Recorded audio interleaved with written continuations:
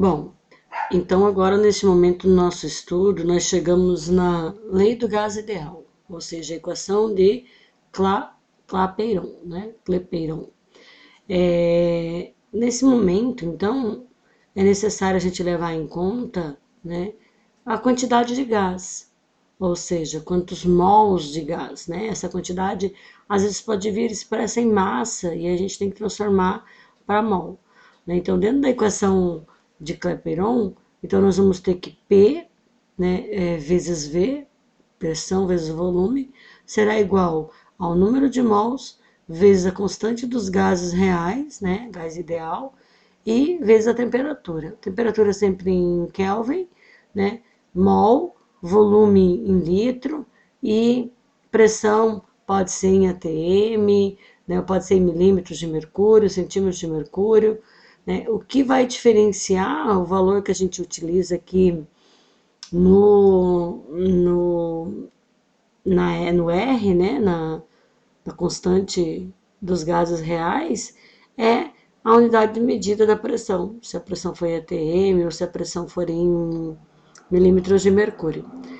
A dedução desta fórmula, né, para a gente encontrar o R, é simples. A gente tem que entender que a pressão vezes o volume dividido pela temperatura, nós teremos a constante dos gases, né? Então, aqui nós temos um volume de 1 mol e a pressão em 1 atm, por exemplo.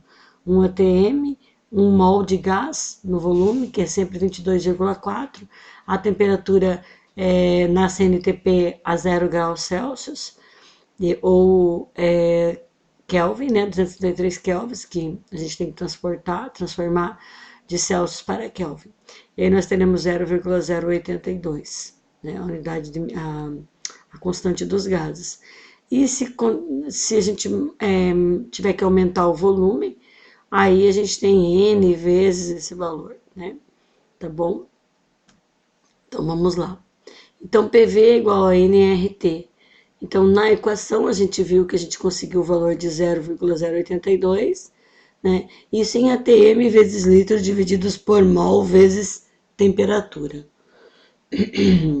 Agora, se nós tivermos isso modificado para milímetros de mercúrio, aí nós teremos então o valor do R de 62,3. Ou então em quilopascal para 8,315, né? 315 quilopascal vezes litros divididos por mol vezes temperatura, né? Vezes em Kelvin. Então, um exemplo. Ao realizar a reação do ferro metálico com uma solução aquosa de ácido clorídrico, um químico recolheu 83,15 litros de gás hidrogênio a 100 kPa de pressão e a 27 graus Celsius. Pergunta: qual a quantidade em mols de gás hidrogênio na amostra escolhida? Bom, quando ele fala em quantidade de mol, então será necessário nós trazermos então para a equação de Clapeyron, né? Onde nós conseguimos então determinar a quantidade de mols. Então nós temos ali que a pressão é 100 quilopascais, né? Vezes um volume de 83,15 litros, igual a quantidade de mols que nós queremos descobrir, vezes 8,315, porque nós estamos usando em quilopascal, o R, né? Vezes 300 dá temperatura, porque 27 graus Celsius em Kelvin vai para 300 Kelvin. Bom, é só fazer as continhas ali, então, que a gente vai ver que vai dar 3,33 mols, tá? Então, é bem tranquila essa equação. Mais um exercício bem rapidinho, né? Deseja-se guardar 3 gramas de etano a 27 graus em um recipiente rígido de volume 1,5 litros, que suporta no máximo 6 atm de pressão sem arrebentar. O recipiente pode ser utilizado para facilitar, para a finalidade desejada, está perguntando, né? Ou seja, esse recipiente vai comportar esta quantidade de gás? Muito bem, então a gente vai ver que a primeira coisa que a gente precisa transformar é os 3 gramas de etano, né, em mols. Então a gente vê que 1 mol de etano é 30, porque são 2 carbonos, vezes 12, dá 14, dá 28, né? Com mais, dá 12, dá 24, né? Mais 6 de hidrogênios, um cada um, vai dar 6, então vai dar 30 certinho. Então, 3 gramas, que é o que está sendo pedido, dividido pela quantidade em mols, nós vamos ter 0,1 mol, que é a quantidade que nós vamos utilizar para descobrir se o volume é o suficiente, né? Se o volume, se o recipiente aguenta.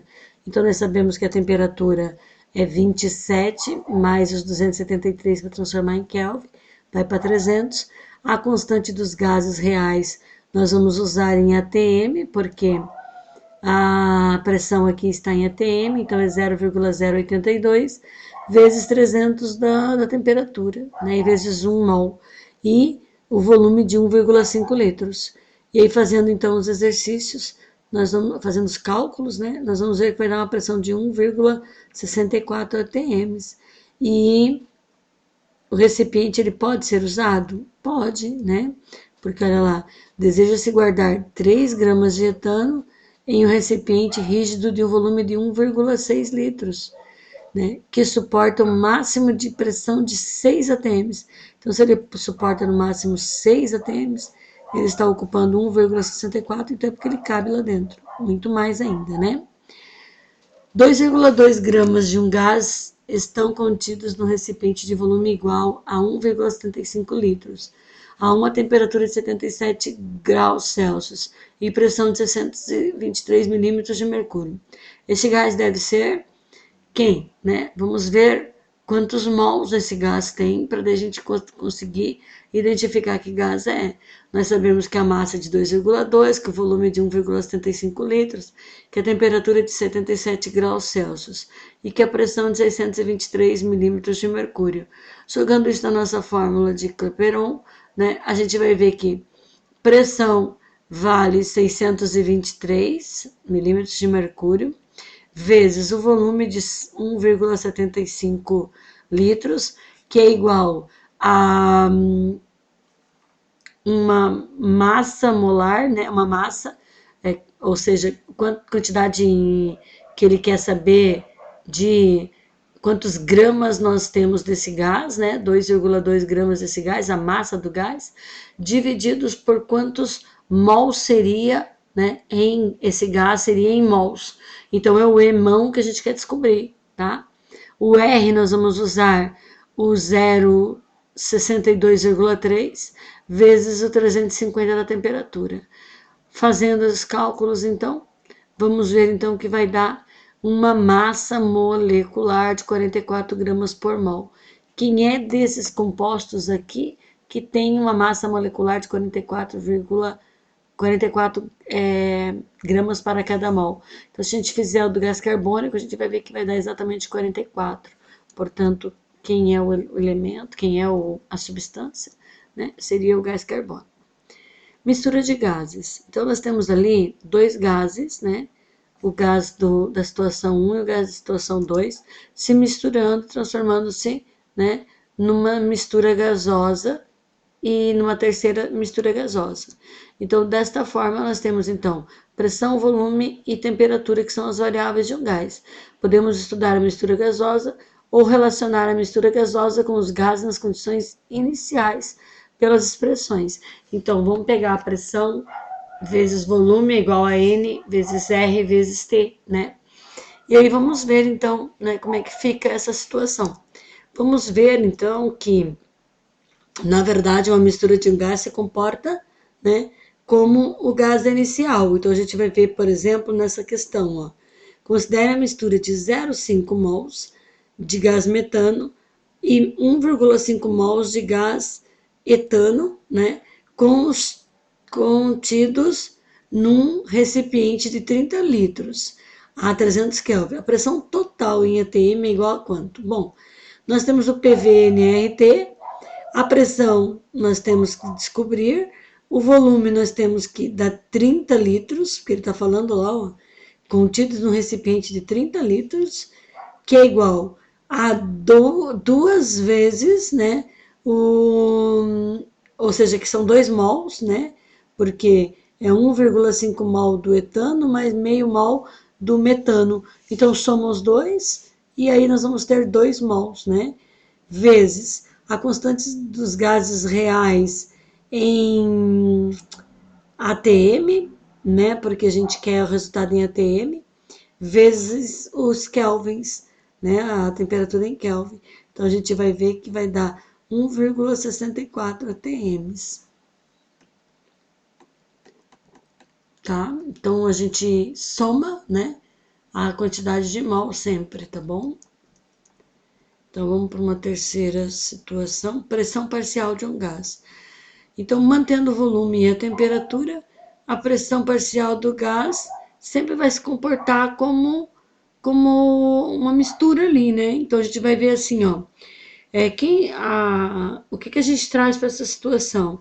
A lei de Dalton, que a pressão final vai ser sempre a pressão das duas, né? Das duas misturas, ou seja, dos dois componentes da mistura.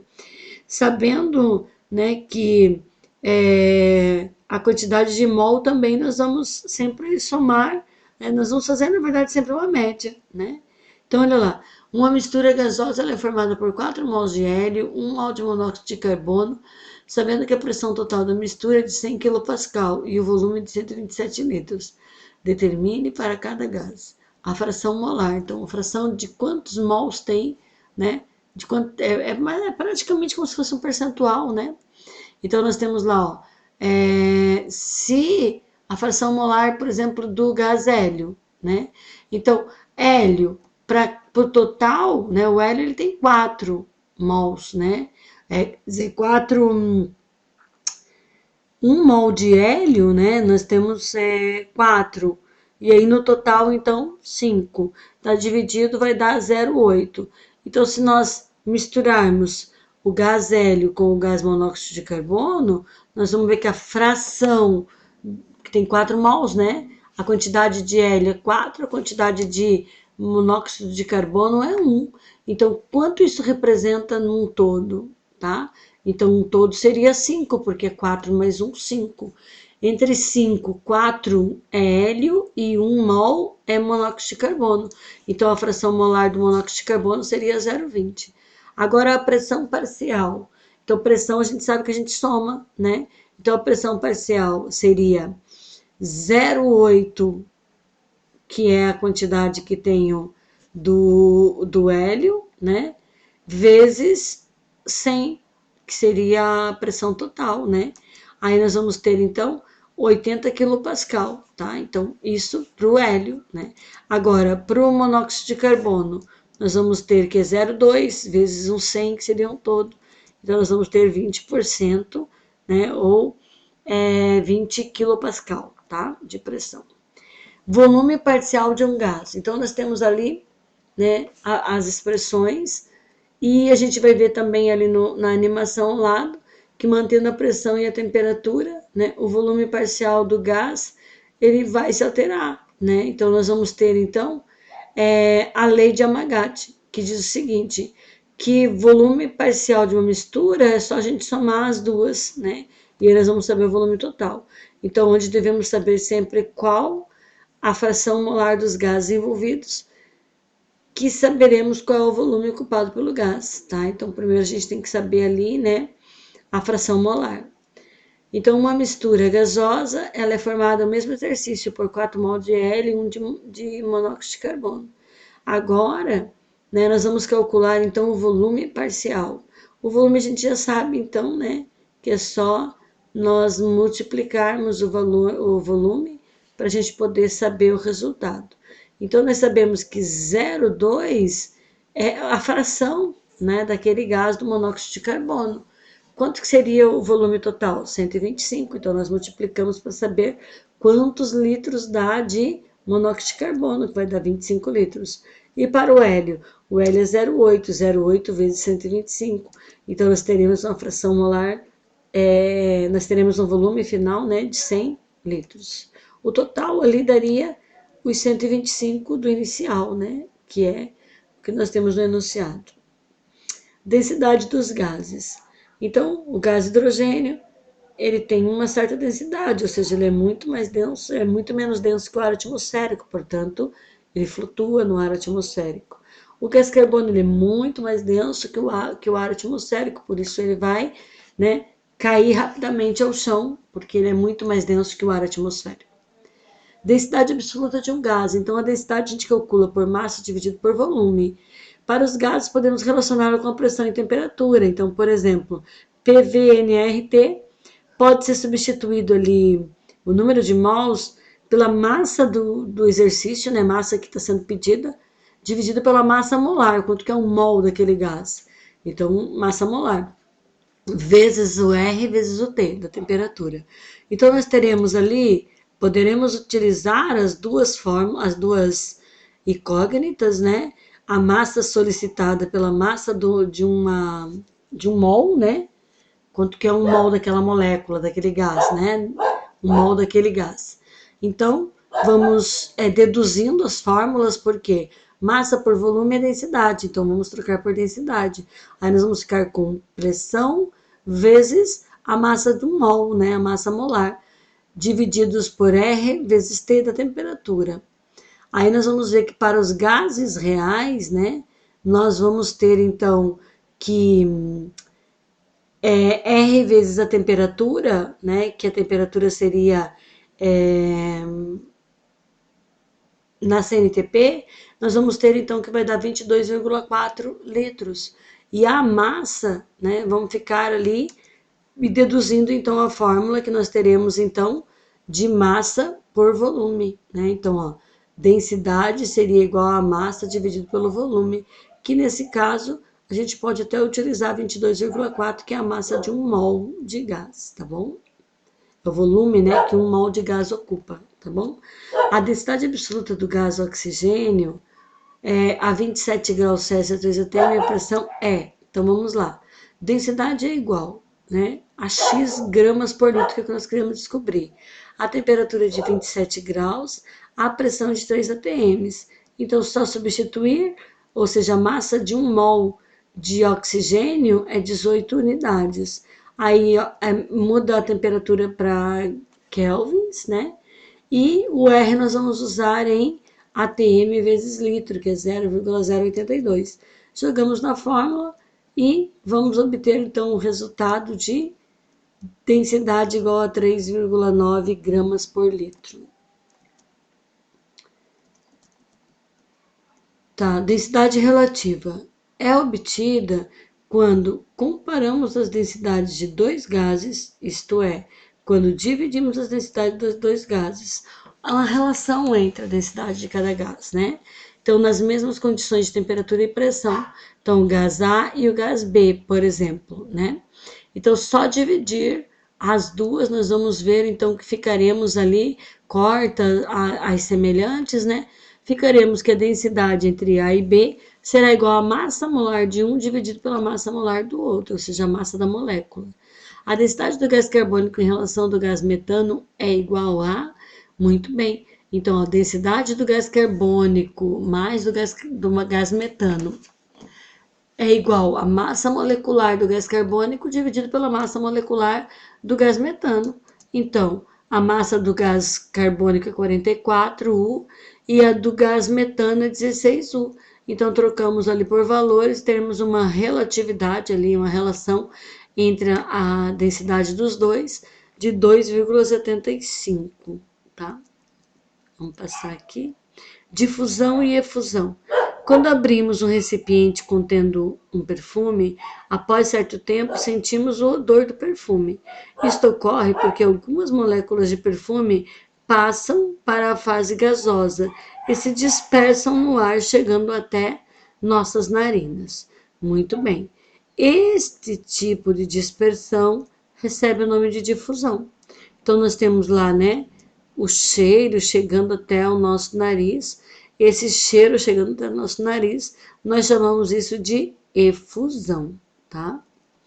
Então, uma bola de festa, com um certo tempo, ela murcha. Isto é, ocorre porque a bola, porque a bola tem poros e o gás se encontra dentro da bola, sai por esses poros. Então, esse fenômeno a gente chama de efusão também.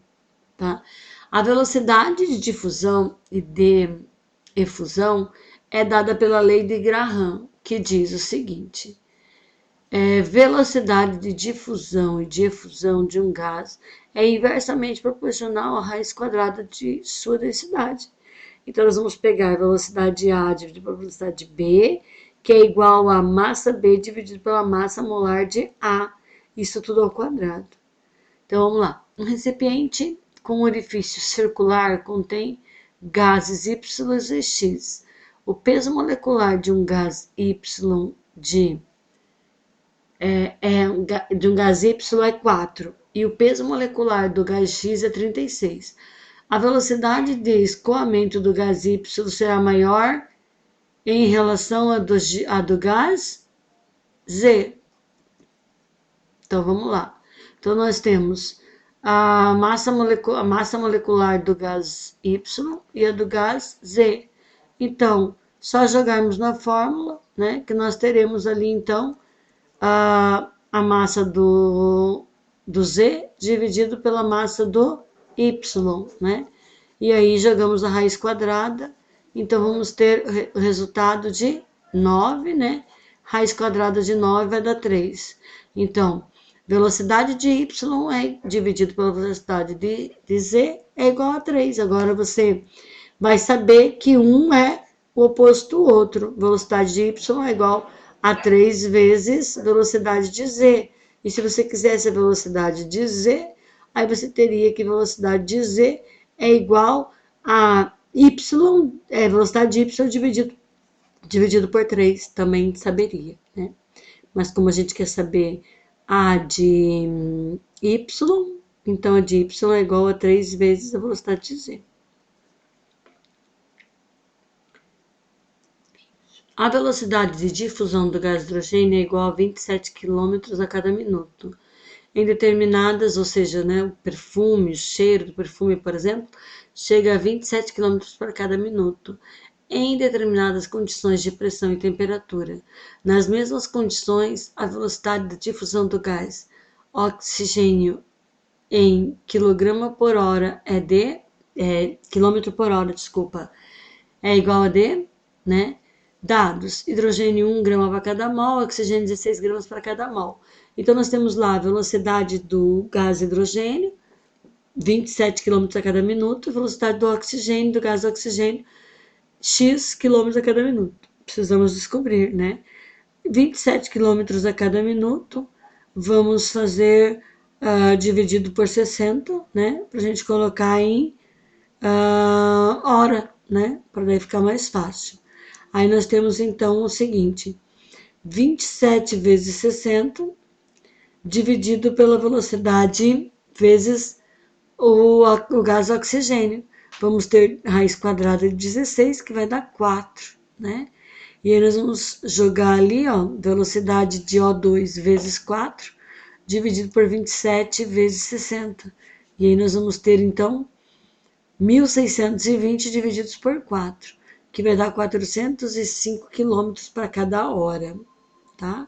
Então, a resposta certa seria a resposta C. Muito bem, ficamos por aqui, então, com essa segunda parte da aula sobre gases.